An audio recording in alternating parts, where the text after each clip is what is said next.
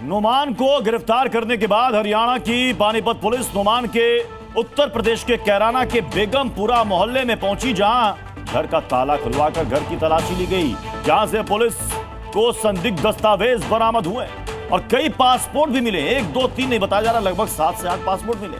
पड़ोसियों की माने तो ये घर करीब 2 महीने से बंद है।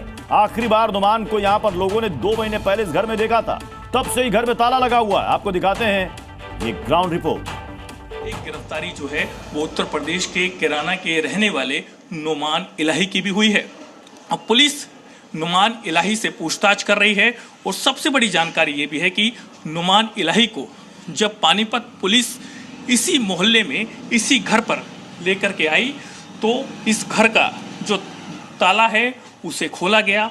खोलने के बाद में नुमान इलाही को इसी घर में ले जाया गया तो पुलिस को यहाँ से कई ऐसे दस्तावेज बरामद हुए हैं जो कि संदिग्ध लग रहे हैं।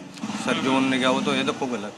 अच्छा, आखिरी बार आपने नुमान इलाही को कब देखा था? बस 2-2.5 महीने होली जब देखा था उसको। हाँ। उसके बाद फिर वो यहाँ से पानीपत जा लिया, तब अपने जीजा के पास रहता था। अच्छा। वहाँ फैक्ट्री में ही बताया उन्होंने, उसके जीजा ने बताया फैक्ट्री में काम करता था सिक्योरिटी गार्ड का। हाँ हाँ हाँ। नुमान को आप पिछले जो है कितने दिनों से जानते हैं? नुमान तो बचपन से यहीं पे रहा है। बचपन से जानते हैं हम। पता चला उसने क्या किया? नहीं, हमने कोई ऐसी बात नहीं सुनी उसके बारे में। हाँ, पुलिस पकड़ के ले गई है, उसे गिरफ्तार किया है। जी हाँ। कितने दिनों से आप इसको आपने देखा नहीं है? लगभग 3-4 महीने से नहीं देख रहे थे। अच्छा जी जी। तो यहाँ पर कौन कौन रहता है उसके घर? उसके घर पे असल में ये अकेला ही रहता था यहाँ पे। इनकी भाभी थी, उनकी तबीयत खराब हो रही थी, वो अपनी माई के चली गई। जो लोग हैं यहाँ पर रहने वाले सभी लोग इस बात को लेकर के अचंभे में हैं कि आखिरकार जिसको बचपन से देखा उनके सामने बड़ा हुआ, लेकिन कभी उसकी गतिविधियाँ जो हैं यहाँ के पड़ोसियों के और इसी के साथ जो नुमान इलाही के जानकार हैं उनको कभी संदिग्ध नहीं लगी। लेकिन जब उसे पुलिस ने पानीपत से ही गिरफ्तार किया और जब उसे पूछताछ की गई कि आखिरकार में वो कहाँ रहता है तो पता चला कि वो उत्तर प्रदेश के कैराना में बेगमपुरा मोहल्ला में रहता है। तो उसके बाद में पुलिस यहाँ पर आई, घर की तलाशी ली, जिस घर में ताला लगा हुआ है उस ताले को खोला गया और उसके बाद में इस घर से पुलिस को दस्तावेज भी बरामद हुए हैं जो कि संदिग्ध बताए जा रहे हैं। कई पासपोर्ट पुलिस को मिले हैं। तो अब उसको लेकर के एक के बाद एक जो कड़ियां हैं उनको जोड़ने की कोशिश हरियाणा पुलिस की तरफ से की जा रही है।